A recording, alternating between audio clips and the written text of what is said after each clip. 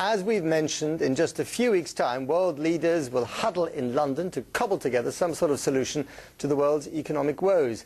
The repercussions of that crisis are being felt worldwide and hitting some of the poorest countries hardest. In the lead-up to the G20 next week, we'll be looking at 5 continents in 5 days. We begin tonight in Africa, where, as Andrew Harding reports, the people in the Democratic Republic of Congo are feeling the brunt of the bust.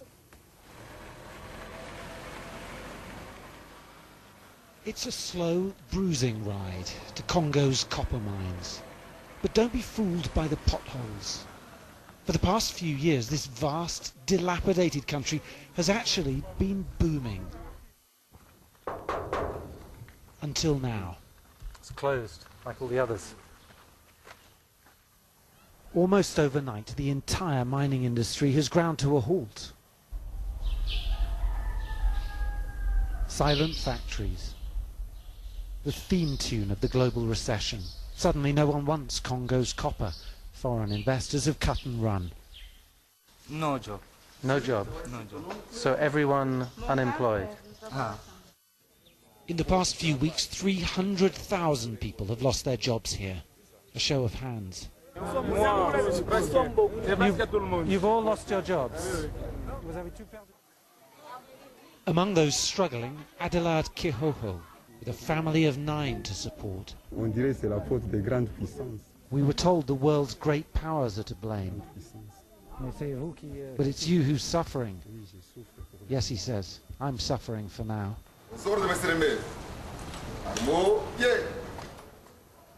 Keeping up appearances, a salute for the town's mayor. But briefing his staff, he admits that half the local economy has just vanished and he's worried about social unrest. We've taken a hit, a shock. It's been brutal, he says. But we've learned a lesson. We can't just rely on copper exports. We need to diversify. For now, then, Congo's vast mines lie dormant. But surely not forever. We're being flown to see a giant new development owned by a British-registered company, which still sees Africa as a solid investment. It's been really tough. Do you think Congo can bounce back from this?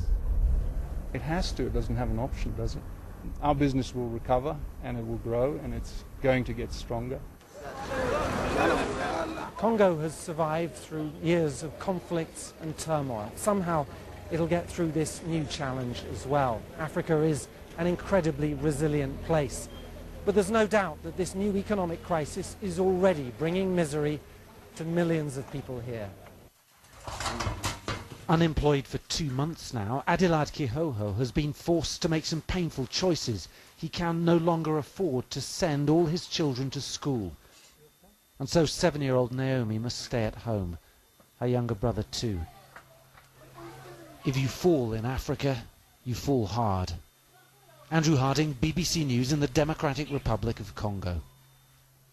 BBC News has learned that a subsidiary of a major British metals company is among those buying millions of pounds worth of minerals from an African firm, which has been named in a United Nations report. The minerals used in the manufacture of mobile phones and other electronic equipment come from mines in the east of the Democratic Republic of Congo, an area which is controlled by militias and by the army. They've been blamed for millions of rapes, killings and mass displacements in Congo in recent years. Now, the business isn't illegal, but there are fears that the trade could be inadvertently fueling the conflict in that region. From Congo, our Southern Africa correspondent Karen Allen has sent us this special report. Tucked away in the thick forests of South Kivu, we spot mines. Mines that produce millions of pounds worth of minerals that prop up the international electronics industry thousands of miles away from here. We set out to discover the human cost of this trade by motorbike, the only way to reach the remote mining areas. It's difficult terrain, few foreigners come this far. Eventually we come to a pit where men dig for coltan and cassiterite, the vital ingredients for mobile phones.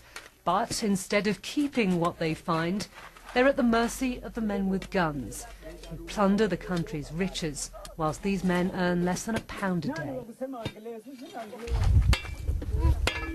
This is the harsh and humid reality of how minerals destined for mobile phones are mined here in Congo. Many of these areas are in the hands of armed groups. They tax the local mining population and control the transit routes. Then they use the revenues to buy weapons.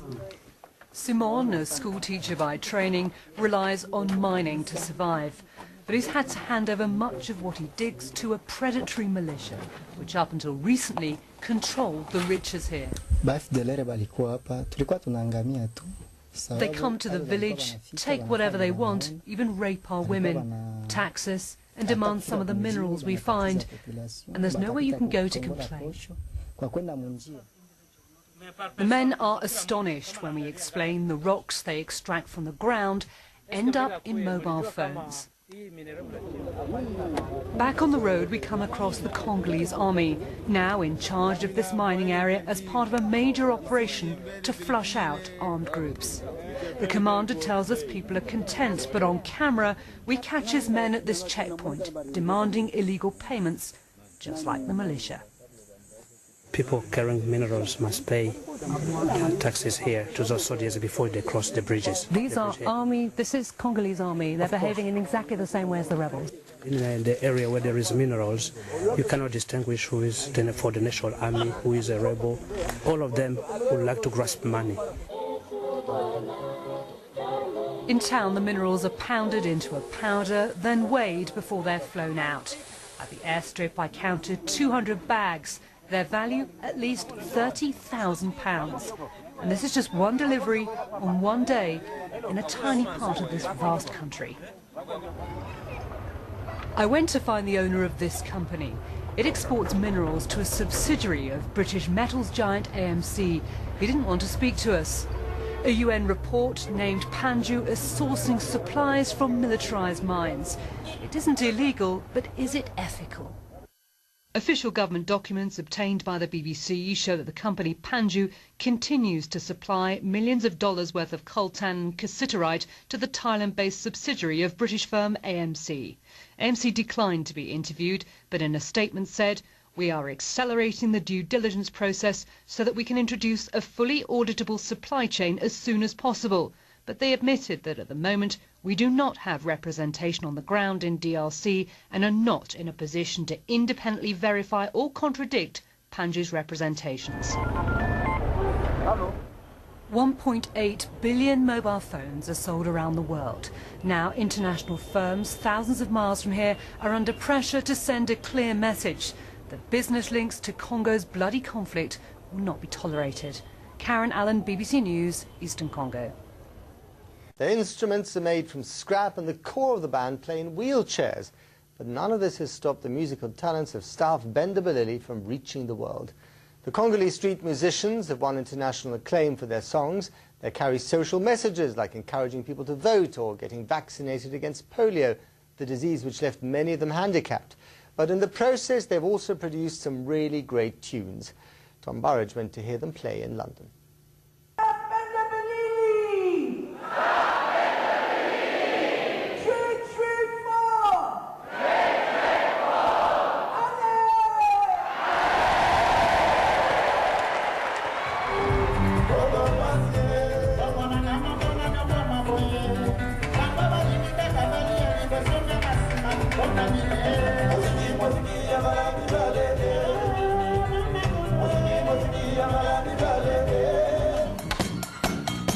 Whether it's a chest of drawers turned into a drum kit,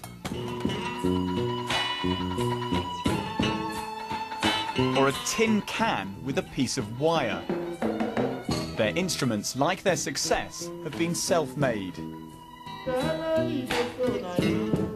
Born in Kinshasa, the capital of the Democratic Republic of Congo, a country where crippling diseases which no longer trouble the West still take their toll.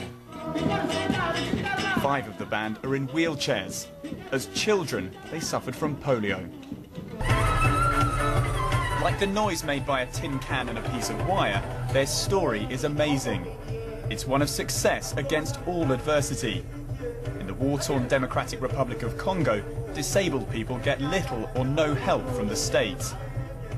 Last year they were named Best Band at the Womack's World Music Awards, and their manager has high hopes.